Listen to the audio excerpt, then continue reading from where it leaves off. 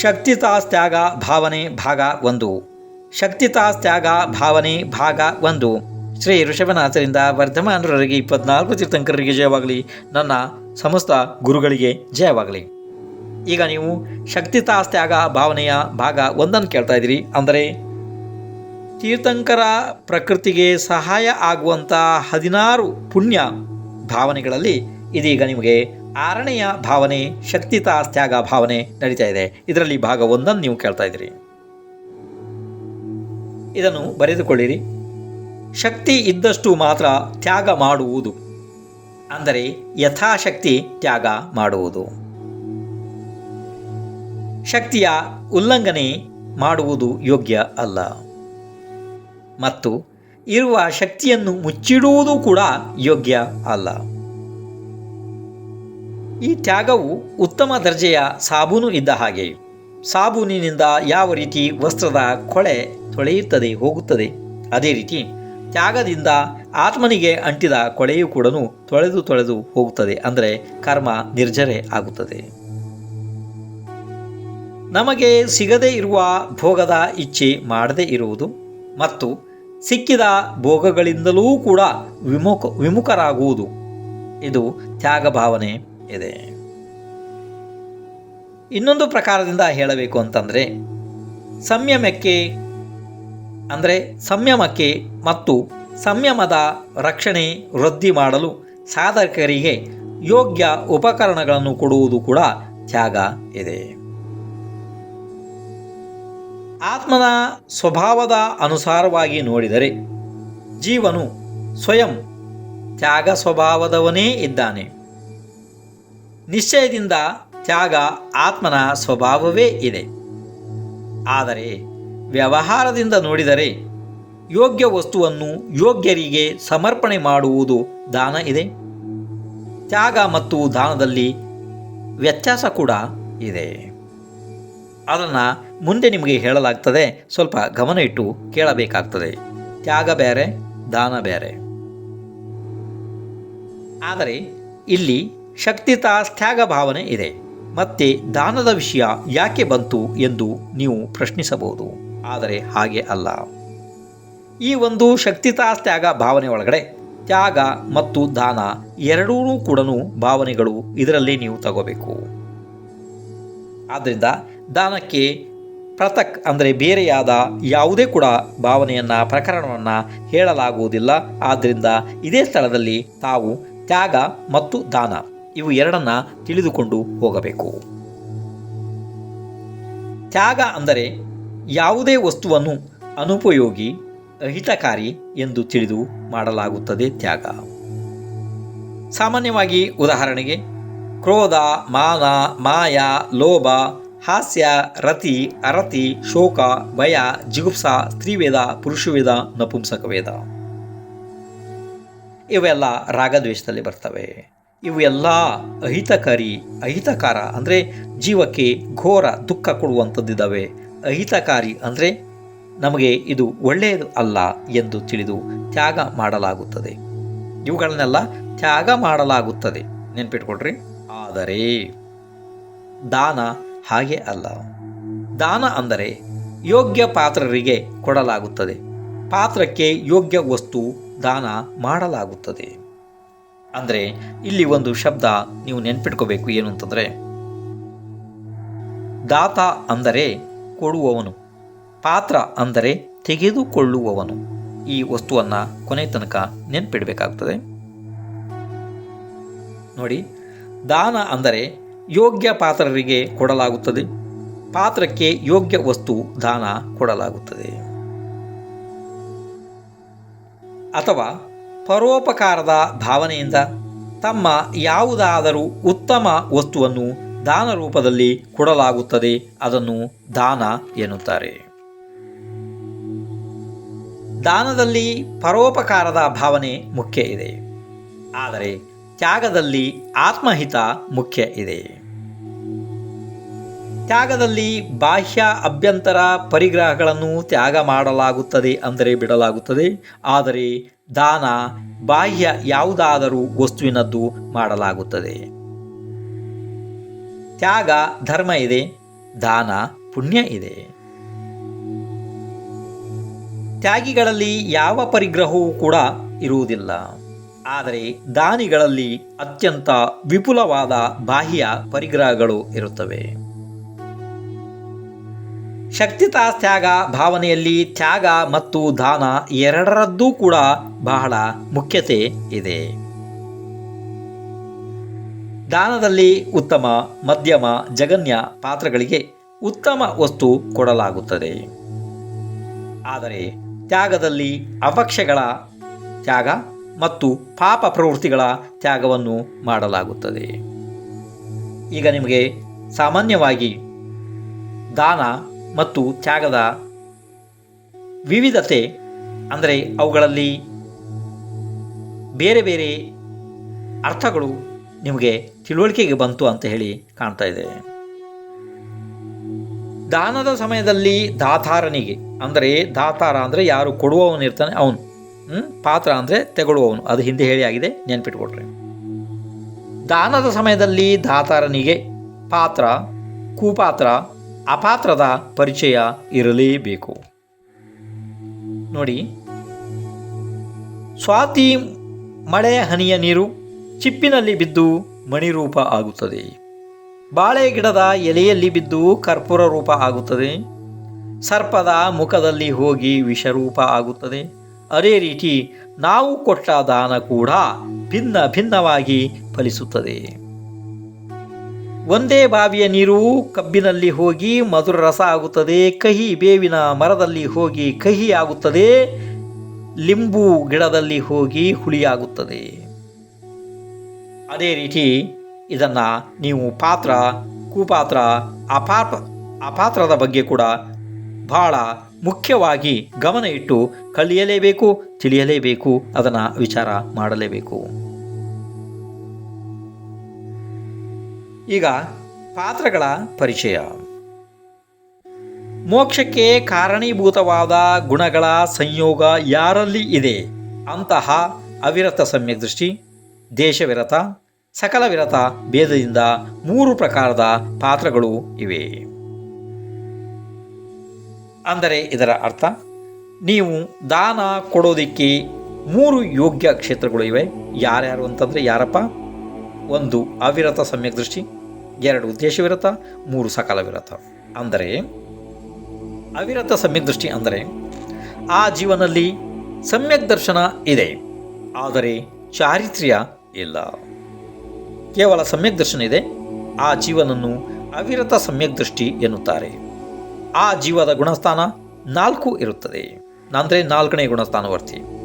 ಇನ್ನು ದೇಶವಿರತ ಅಂದರೆ ದೇಶವಿರತಕ್ಕೆ ಬೇರೆ ಬೇರೆ ಹೆಸರುಗಳಿದ್ದಾವೆ. ಅನ್ಯ ಮಹಾಶಾಸ್ತ್ರಗಳಲ್ಲಿ ಬೇರೆ ಬೇರೆ ಹೆಸರುಗಳನ್ನು ಬಂದರೆ ನೀವು ಅದನ್ನು ಗ್ರಹಿಸಬೇಕು. ಕೆಲವೊಂದು ವಿಷಯಗಳನ್ನ ಕೆಲವೊಂದು ಹೆಸರುಗಳನ್ನ ನಾನು ಇಲ್ಲಿ ಹೇಳ್ತೀನಿ, ಕೇಳ್ತಾ ಹೋಗ್ರಿ. ದೇಶವಿರತ, ಏಕದೇಶ ವಿರತ, ವಿರತಾವಿರತ, ಮತ್ತಿನ್ನು ಸಂಯಮ, ಶ್ರಾವಕ ವ್ರತಧಾರಿ ಮತ್ತು 5ನೇ ಗುಣಸ್ಥಾನ. ಇವು ಎಲ್ಲ ಏನೇ ಬಂದರೂ ಕೂಡ ನೀವು ದೇಶವಿರತದ ತಿಳಿಬೇಕು. ದೇಶವಿರತದಲ್ಲಿ ಏನಾಗ್ತದೆ ಅಂತಂದರೆ ಪೃಥ್ವಿ, ಜಲ, ಅಗ್ನಿ, ವಾಯು, ವನಸ್ಪತಿ ಜೀವಗಳ ಹತ್ಯೆಗಳನ್ನು ಸಂಪೂರ್ಣ ತ್ಯಾಗ ಮಾಡಲು ಆಗುವುದಿಲ್ಲ. ಯಾಕೆಂದರೆ ಜೀವನ ಉಪಾಯಕ್ಕಾಗಿ ಬೇಕಾದಷ್ಟು ಮಾತ್ರ ಅದನ್ನು ಅವನು ಪರಿಮಾಣ ಮಾಡಿ ಇಟ್ಕೊಂಡು ಮಾಡ್ತಾನೆ. ಆದರೆ ಅವನು ದ್ವಿಂದ್ರಿಯ, ತ್ರೀಂದ್ರಿಯ, ಚತುರಿಂದ್ರಿಯ, ಪಂಚೇಂದ್ರಿಯ ಜೀವಗಳ ಘಾತವನ್ನು ಮಾಡುವುದಿಲ್ಲ. ಅಂದರೆ ತ್ರಸ ಘಾತವನ್ನು ಮಾಡುವುದಿಲ್ಲ. ಸ್ಥಾವರ ಘಾತ ಸ್ವಲ್ಪ ಸ್ವಲ್ಪ ಪ್ರಮಾಣದಲ್ಲಿ ಆಗ್ತದೆ. ಅವರನ್ನು ದೇಶವಿರತ, ಏಕದೇಶವಿರತ, ಸಂಯಮ, 5ನೇ ಗುಣಸ್ಥಾನ, ಶ್ರಾವಕರ ವ್ರತ ಇದನ್ನೆಲ್ಲ ಹೇಳಲಾಗ್ತದೆ. ಇನ್ನು ಮುಂದೆ ಸಕಲ ವಿರತ ಅಂದರೆ ದಿಗಂಬರ ಮುನಿ, ಸಮ್ಯಕ್ ದೃಷ್ಟಿ ದಿಗಂಬರ ಮುನಿ.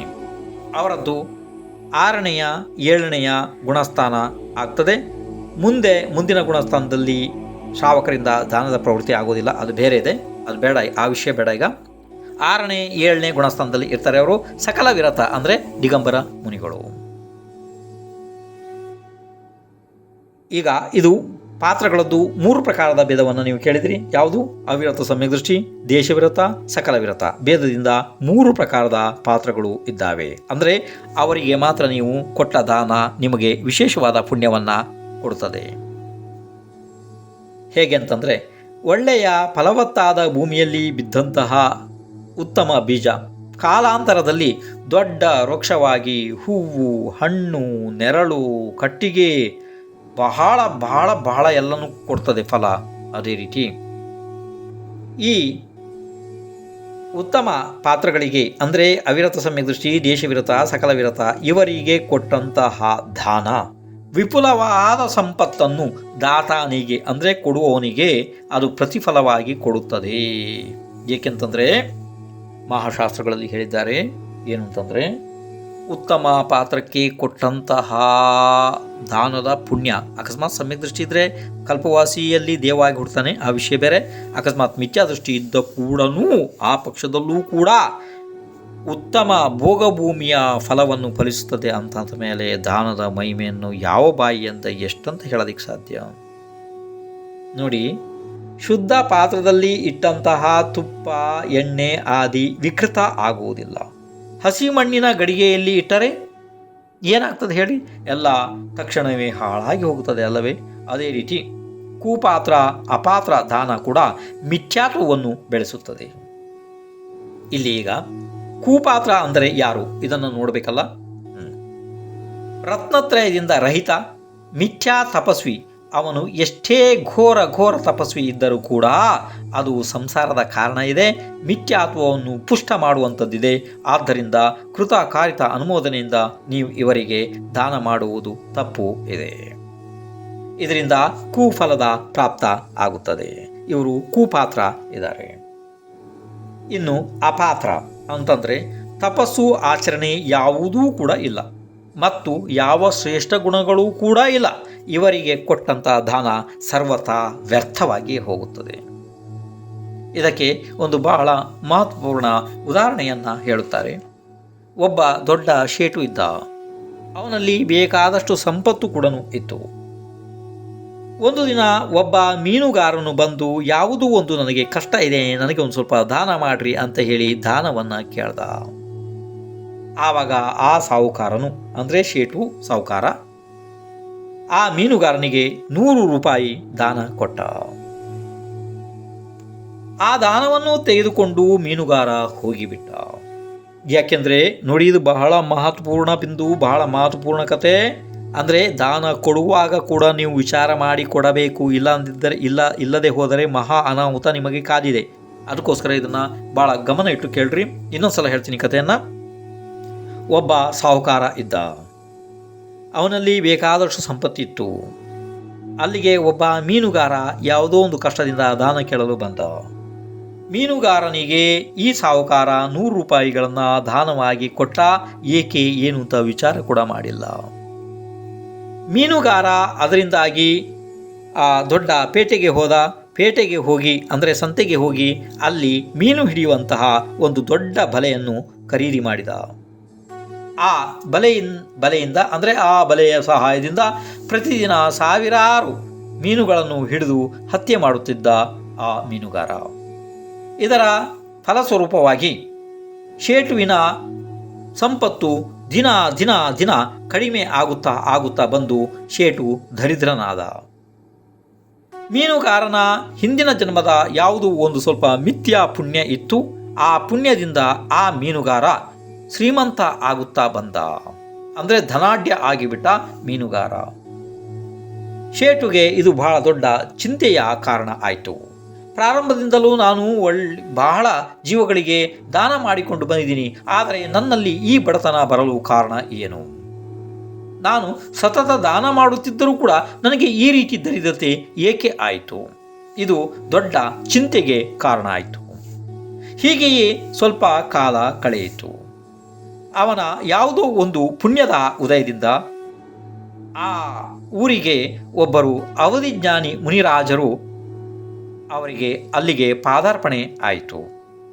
ಯಾವುದಕ್ಕೂ ಪುಣ್ಯ ಇಲ್ಲದೇನೆ ಯಾವುದೂ ಕೂಡ ಸಿಗುವುದಿಲ್ಲ. ಯಾವುದೋ ಈ ಸೇಟುದು ಕಿಂಚಿತ್ ಪುಣ್ಯ ಈಗ ಉದಯಕ್ಕೆ ಬಂತು. ಆ ಸಮಯದಲ್ಲಿ ಅಲ್ಲಿಗೆ ಯಾವುದೋ ಮಹಾ ತಪಸ್ವಿ ಆದಂತಹ ಒಬ್ಬರು ಔದಿಜ್ಞಾನಿ ಮುನಿರಾಜರು ಅಲ್ಲಿಗೆ ಆಗಮಿಸಿದರು. ಆ ಪುಣ್ಯ ಆ ಊರಿಗೆ ಸಿಕ್ತು. ಆವಾಗ ಹೇಗೂ ದುಃಖಿಯಾಗಿದ್ದಂತಹ ಈ ಸಾಹುಕಾರ ಅವರಲ್ಲಿಗೆ ಹೋಗಿ ಅವರಿಗೆ ಸಾಷ್ಟಾಂಗ ನಮಸ್ಕರಿಸಿ ಅತಿ ವಿನಯದಿಂದ ಬೇಡಿಕೊಂಡ, ಹೇ ಮುನಿರಾಜ್, ನಾನು ಅತಿ ದೊಡ್ಡ ದಾನಿ ಇದ್ದೆ.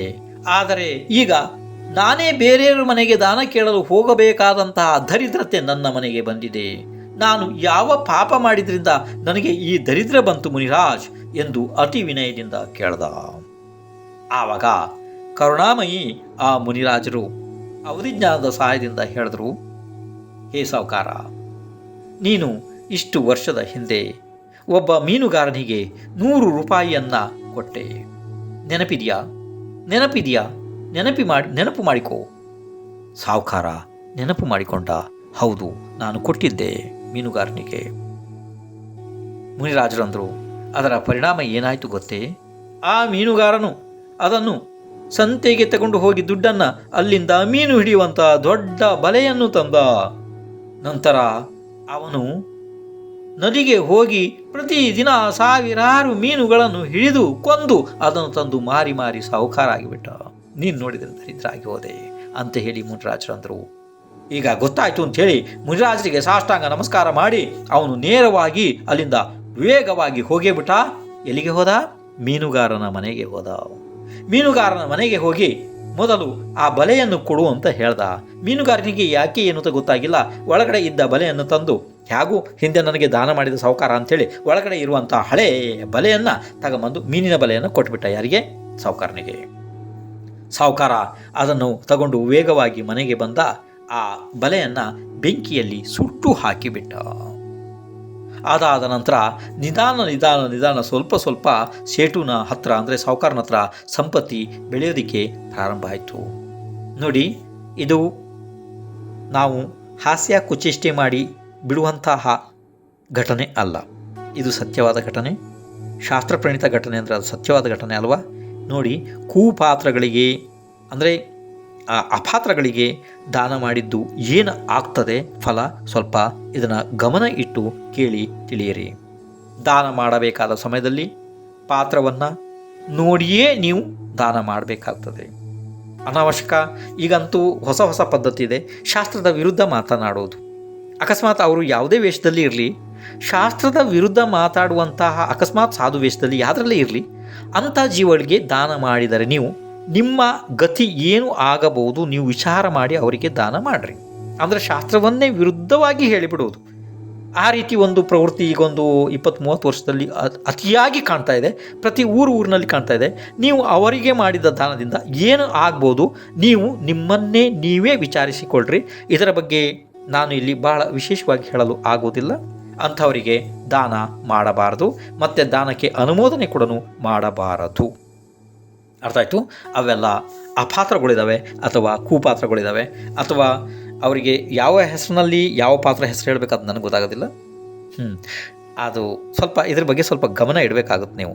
ಅಂದರೆ ಈಗಿನ ಇದರಲ್ಲಿ ನೀವು ಬೇರೆಗೆ ಅಂಥವರಿಗೆಲ್ಲ ದಾನ ಮಾಡೋದು ಒಂದು ತಪ್ಪಿದೆ.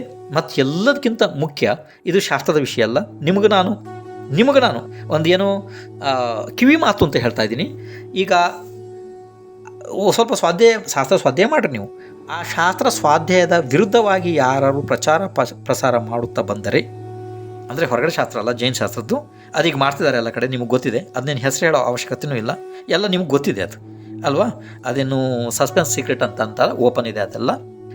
ಅಂಥವರಿಗೆ ದಯವಿಟ್ಟು ಯಾವುದೇ ರೀತಿ ಪ್ರಕಾರದ ದಾನ ಮಾಡಬೇಡ್ರಿ. ಅದರಿಂದಾಗಿ ನಿಮಗೆ ಇಷ್ಟು ದೊಡ್ಡ ಕಷ್ಟ ನೀವು ಅನುಭವಿಸ್ಬೇಕಾಗುತ್ತೆ. ಅಂತಂದರೆ ಸಂಪೂರ್ಣ ಜ್ಞಾನವನ್ನೇ ಕರ್ಮ ನಿಮ್ಮನ್ನು ಆವರಿಸಿ ಬಿಡ್ತದೆ. ಯಾಕೆಂದರೆ ಜ್ಞಾನ ಆಗೋದಕ್ಕೆ ಬಿಡಲ್ಲ, ಇದು ವಿಷಯ ಬೇರೆ ಇದೆ. ಆದ್ದರಿಂದ ದಾನ ಕೊಡಬೇಕಾದ ಸಂದರ್ಭದಲ್ಲಿ ನೀವು ಪಾತ್ರವನ್ನು ನೋಡಿಯೇ ದಾನ ಕೊಡಬೇಕು. ಅರ್ಥ ಆಯಿತು? ಇಲ್ಲಿ ಬಂದ ಉದಾಹರಣೆ ಇದು ಬೇರೆ ಪ್ರಕಾರದ್ದಿತ್ತು, ಶಾಸ್ತ್ರದ ಪ್ರಕಾರ. ಆದರೆ ನಾನು ಈಗ ನಿಮಗೆ ಹೇಳ್ತಿರೋ ವಿಷಯ ಇದು ಕಿವಿ ಮಾತು ಹೇಳ್ತಾ ಇದ್ದೀನಿ. ಯಾಕೆಂದರೆ ಹುಂಟಾವ ಸರ್ಪಿಣಿಯ ಕಾಲದ ಈ ಪಂಚಮ ಕಾಲದಲ್ಲಿ ಈಗ 10, 20, 30 ವರ್ಷಗಳಲ್ಲಿ ಈ ಧರ್ಮದ ತೀವ್ರ ಅಪ್ರಭಾವನೆ ಆಗ್ತಾಯಿದೆ. ಅಂದರೆ ಶಾಸ್ತ್ರವನ್ನು ಮಹಾಶಾಸ್ತ್ರಗಳನ್ನು ನೇರವಾಗಿ ಅತಿಯಾಗಿ ಸುಳ್ಳು ಹೇಳಲಾಗುತ್ತದೆ. ಅದು ನಿಮಗೆಲ್ಲರಿಗೂ ಗೊತ್ತಿದೆ. ಅದನ್ನು ವಿಸ್ತಾರವಾಗಿ ನಾನು ಹೇಳುವ ಅವಶ್ಯಕತೆ ಇಲ್ಲ. ಅರ್ಥ ಆಯಿತು? ಈಗ ಸಮಯ ಆಯಿತು, ಇನ್ನು ನಾಳೆ ಬರ್ರಿ. ವಿದ್ಯಾಭೂಷಣ್ ಮಹಾರಾಜರ ಆ್ಯಪ್ ಅನ್ನು ಡೌನ್ಲೋಡ್ ಮಾಡಿಕೊಳ್ಳಲು ಪ್ಲೇಸ್ಟೋರ್ ಅನ್ನು ಓಪನ್ ಮಾಡಿ ಹಾಗೂ ಟೈಪ್ ಮಾಡಿ ವಿದ್ಯಾಭೂಷಣ್ ಮಹಾರಾಜರ ಫೋಟೋ ಕಾಣಿಸುತ್ತೆ, ಅದರ ಮೇಲೆ ಕ್ಲಿಕ್ ಮಾಡಿಕೊಳ್ಳಿ ಹಾಗೂ ಆ್ಯಪ್ ಅನ್ನು ಇನ್ಸ್ಟಾಲ್ ಮಾಡಿಕೊಳ್ಳಿ ಹಾಗೂ ನಿಮಗೆ ಬೇಕಾದ ಶಾಸ್ತ್ರದ ಸ್ವಾಧ್ಯಾಯವನ್ನು ಆಡಿಯೋ ಮೂಲಕ ಕೇಳಿ ತಿಳಿದುಕೊಳ್ಳಿ. ಯೂಟ್ಯೂಬ್ ಚಾನಲ್ ಅನ್ನು ಸಬ್ಸ್ಕ್ರೈಬ್ ಮಾಡಿ, ಲೈಕ್ ಮತ್ತು ಶೇರ್ ಮಾಡಿ.